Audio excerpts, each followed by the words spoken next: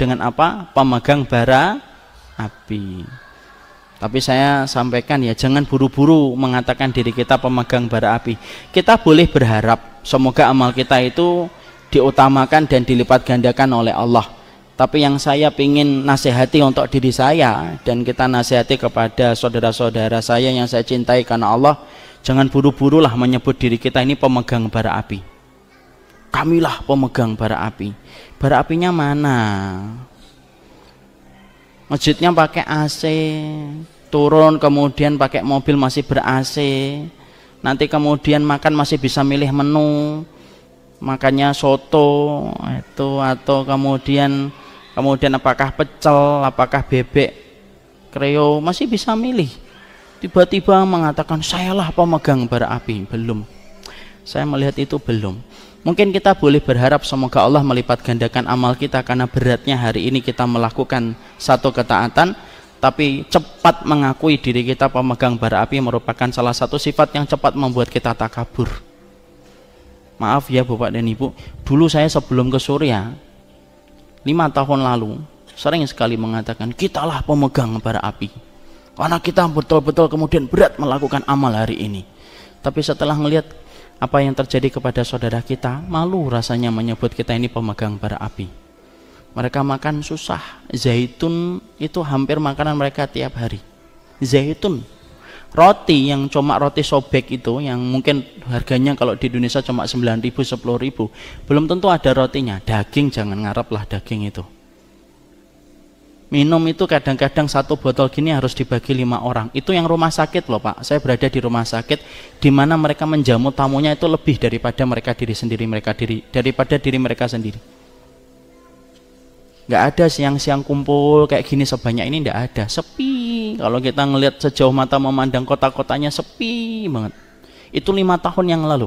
Ketika eskalasi pertempuran belum sedahsyat hari ini. Sekarang luar biasa, Rusia datang, Iran datang, Amerika datang, semua ambruk di situ.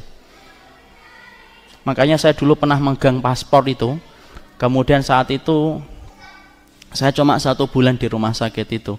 Saya ingin megangin paspor gitu, karena kan pingin pulang. Kemudian ada salah satu ikhwan cerita, antum nanti 1 bulan selesai pulang dengan paspor itu. Nah kalau kami sampai kapan kita akan selesai dengan semua pertempuran ini? Dan betul, setelah hampir 6 tahun saya meninggalkan mereka, dari yang pertama 5 tahun atau 6 tahun, keadaan tidak berubah menjadi lebih baik, bahkan lebih buruk. Dan itu cara Allah untuk membersihkan kota Syam dari segala macam orang-orang yang buruk, supaya mereka keluar dari Syam, supaya yang tersisa itu orang yang terbaik. Karena Rasulullah SAW sudah mengatakan, innallaha takaffala li bisyami wa ahli. Allah itu sudah menjaminkan kepada diriku bagaimana imannya penduduk Syam, dan bagaimana para penduduknya, dan bagaimana keberkahan tempatnya. Masya Allah itu.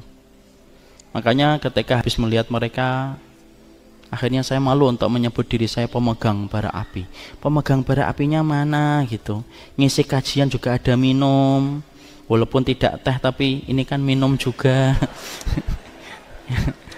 Kemudian belum lagi nanti habis ini ada makan, masih enak kita ini.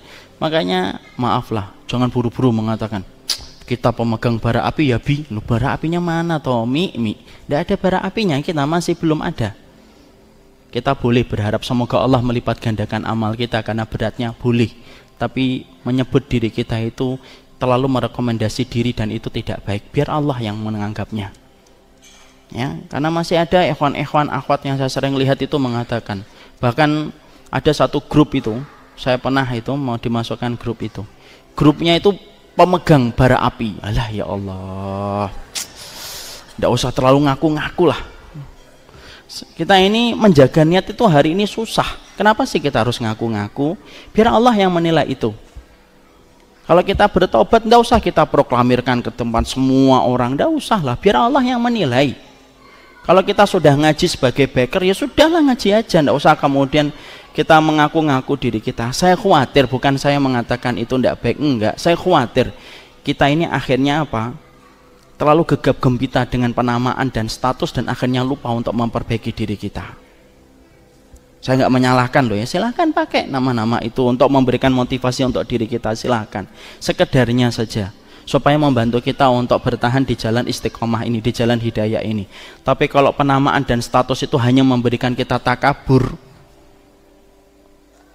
ibadah itu proklamasi kita di hadapan Allah dan tidak perlu kita proklamirkan di hadapan manusia. Kenapa?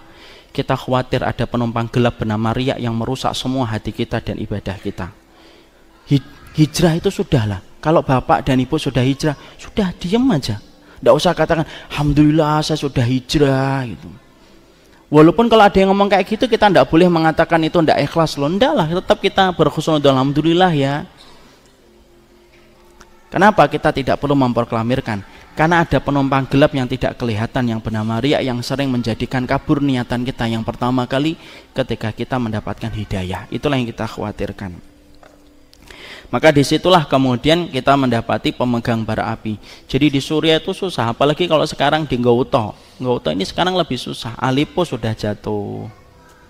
Di Aleppo itu tahun lalu masih kita ingat gegap gempita pada tahun lalu, Ramadan tahun lalu maksudnya, kita mendapati Aleppo hancur-hancuran sampai kemudian banyak video seliweran di antara kita.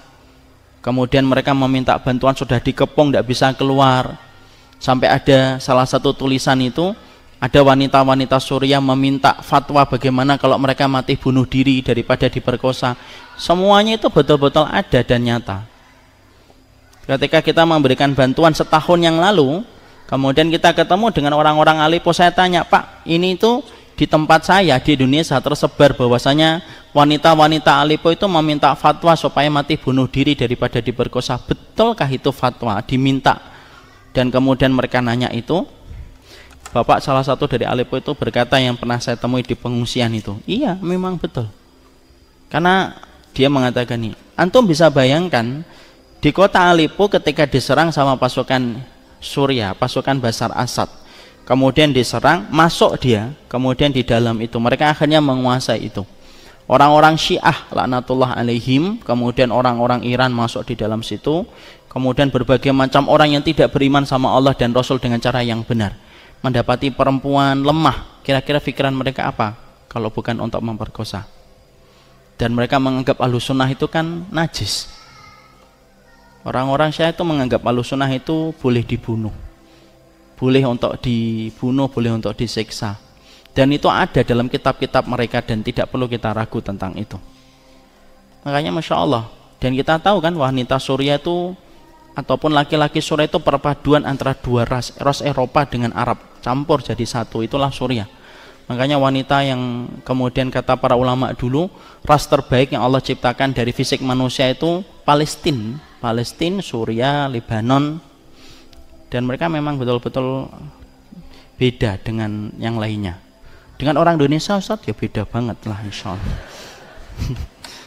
Kalau antara orang Suriah dengan orang Turki ya masih mirip lah, 11-12 lah. Kalau orang Suriah sama orang Turki jalan bareng itu kita masih bingung ini Suriah atau Turki ini.